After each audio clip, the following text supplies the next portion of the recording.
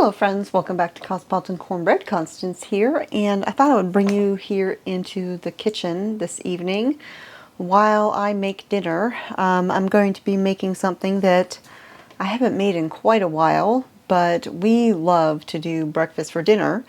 And so tonight I'm going to do a classic breakfast dish: biscuits and gravy, sausage gravy. The other day I went and had coffee with one of my sweet subscribers who's here in the area. Went to a coffee shop in a historic area of Fort Smith, Arkansas. And as it turns out, there was a freezer in there with all sorts of beef from, I guess, a local farm, including beef breakfast sausage. And so I went ahead and picked some up. Haven't tried it yet, so we'll see how it goes. But I figured, why not make some biscuits and gravy? I figured that'd be a great way to give it a try. So I'm going to get started making some healthy biscuits. These are grain-free. They are a paleo-friendly version that's on my website, made with alternative flours. I'm going to be using coconut flour, tapioca flour, and almond flour. And then, of course, all the other biscuit types of ingredients. So I'm going to make the biscuits, and then I'm going to do the gravy, and I will make some modifications to the gravy as well. This is just a classic, sausage gravy, but of course we don't want to use grains, so we'll kind of switch things up a little bit there as well. So I have my oven preheating to 400 degrees, and I'm so happy to have my oven and range working the way it's supposed to. In case you missed it, I shared in a video, I think it was last week, where we were having issues with our oven and our range, and it was causing all sorts of soot stains and other problems with everything we were doing. And what we had determined was that when this range was installed, it came configured for natural gas, like most gas stoves do. However, we use propane, and it was never configured for propane. So we kind of looked around, tried to find somebody who could come out here and do it, and it was a big fat no-go. And so Mr. Smith and I took a day, or a couple of hours, I suppose, and did it ourselves. And it has thankfully turned out perfectly. Everything's working just the way it's supposed to. We didn't have any issues, and I'm able to use my oven again, for which I am very thankful. Now, my recipe is on my website. My website is really my personal cookbook. I mean, everybody else gets to enjoy it too, but for me it is a resource. It's where I keep all of my recipes, over 800 of them, and it's a resource for my family, my adult kids who, grew up with things, but mom's not there to make it for them, so they can just go on my website and get the recipes.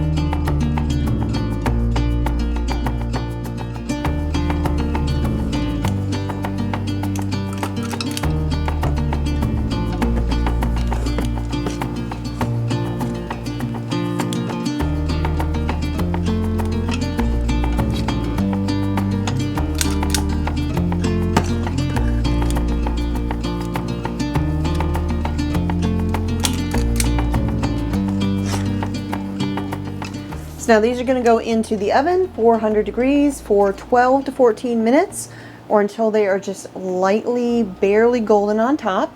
And while they're baking, I'm going to work on the breakfast sausage. All right, so we are going to give this breakfast sausage a try. It's by Packard Point Ranch, which, because they're selling locally in the store, I kind of think they're a local place. Of course, that writing is so small I can't read it. I've got, oh, my grandma's magnifying glass.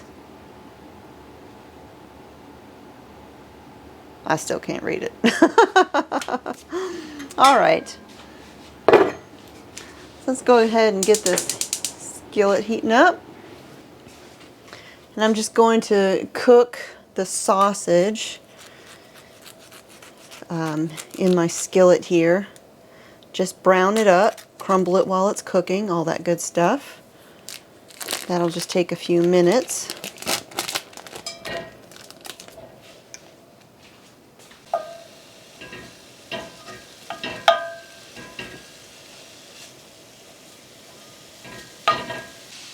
And while that's cooking, I'm going to wash my dishes.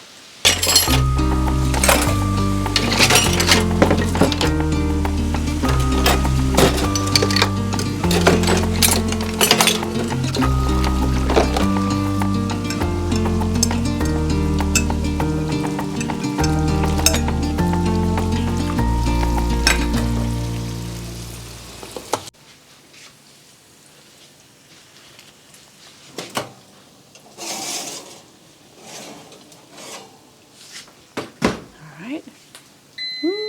Biscuits.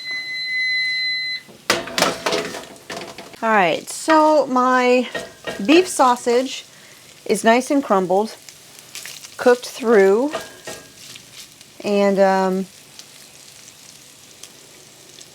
smells like breakfast sausage. You know, sometimes when you get sausage from farm stores, things like that, the seasonings just aren't always that abundant. There's been times where I've gotten sausage and it's like there was no seasoning to it, but this one, I am smelling seasoning. It smells like sausage, so that's always a good sign. So now, to make this into gravy, what are you doing, little girl? Now at this point, when I was making regular sausage gravy, I would look at how many drippings there were in the skillet. If there wasn't a lot of drippings, and a lot of times when you're using beef or turkey sausage, it's going to be pretty lean, I would add a little bit of butter to the skillet so that I would have the drippings to add in the flour to kind of coat everything, and then I would add in the milk, a little bit of pepper, etc., and just let it come to a boil and thicken up. But because I'm not using regular flour, I'm going to do this a little bit differently. I'm going to go ahead, I'm going to add in the milk, and I never measure this, I just kind of eyeball it. That looks about right there. But this isn't going to thicken by itself, so I'm just going to take my little cup here, add a little more milk, and I'm going to get my arrowroot flour, and I'm going to make a slurry with the milk. Now you could use tapioca flour, arrowroot flour, cassava, whatever you prefer.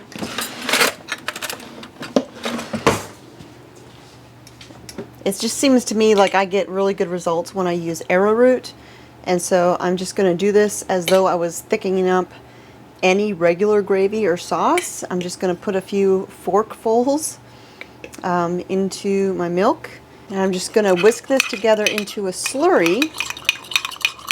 Let it get nice and dissolved. Alright, now we're just going to wait for a minute. I'm going to let this come up to a boil, and then once it is bubbling and nice and hot, then I'll go ahead and I'll add in the slurry and let it thicken up. Fresh ground black pepper, because I think gravy always needs a little extra pepper. And it's funny because when I was young, I hated pepper. And I still don't like pepper on certain things, but I think gravy needs a little pepper. I'm going to go ahead and I'm going to add about half of my slurry in.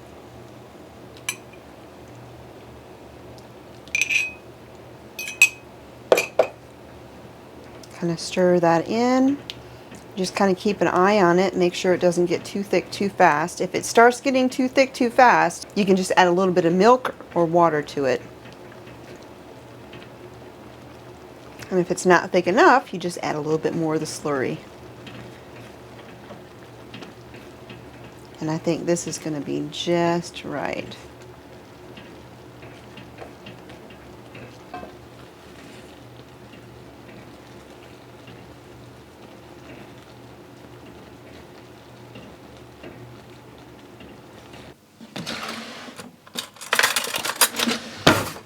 All right, so we've got some biscuits. And now these are alternative flours, so it's going to be a little crumbly, not too bad.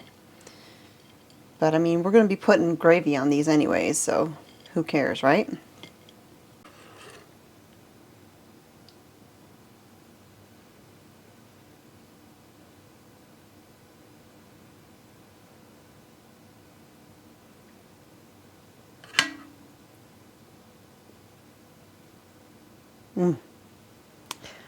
Doesn't that look delicious? All right, so there we go. Biscuits and gravy, and no wheat flour anywhere in sight. So I'm going to eat this and then go out and take little Miss Sleepyhead down there for a walk. So we got rain. It actually stormed this morning and yesterday morning. Lots of thunder and lightning. Not a ton of rain, but enough rain that there is some slight movement out here in the creek. A few days ago, it was actually so bad that there was maybe a 3-foot wide pool left down here where the fish are by the stone like footbridge. There was a tiny little bit of water left down there, but there's not very many fish left in the creek. This is the footbridge right here. We walk across this all the time when the water's down. We have a regular bridge over that way, but this is kind of a shortcut when the water's low. And there was a tiny little section right over there by that big root that was maybe 3 feet wide, and that's all the water that was left. And there's just a handful of fish left because there's a couple water snakes that live in here. And of course, water snakes eat fish. And fish eat fish.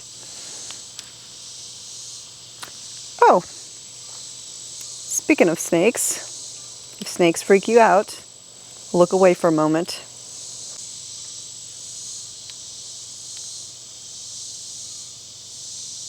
Hello there.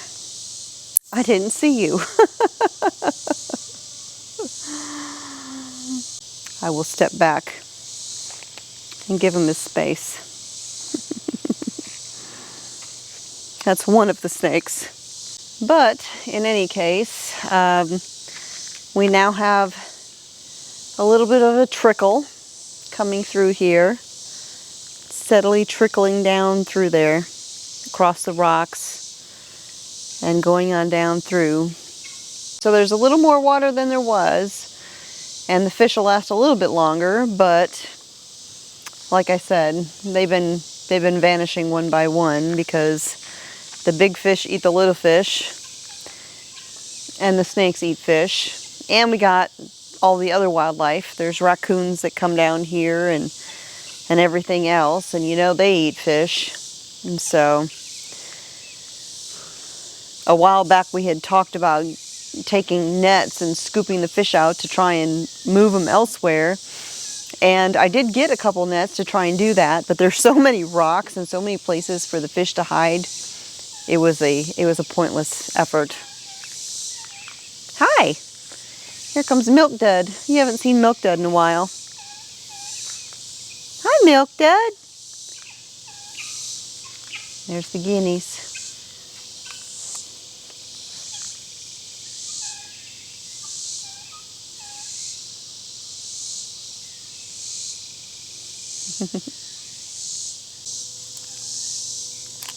Hi, buddy.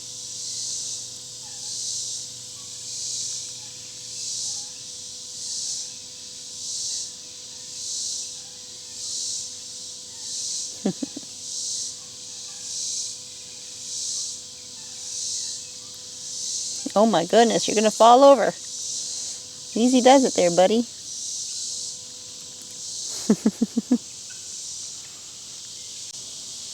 So speaking of the guineas, oh man, oh man.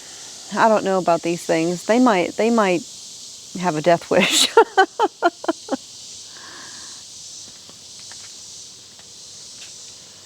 Let's go over here to the bench on the big bridge and chat for a minute. So I mentioned a while back when we were getting ready to let all the guineas out, or around the time we let them out to free roam on the property, that both Mr. Smith and my son had made comments about them not sticking around and just being gone.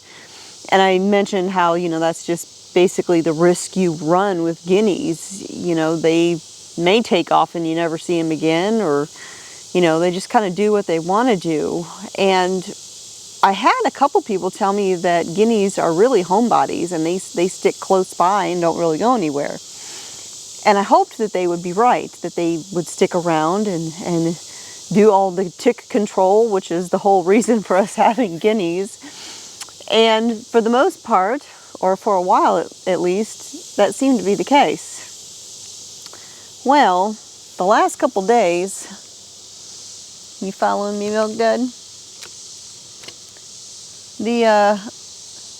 The last few days, the guineas have been getting adventurous.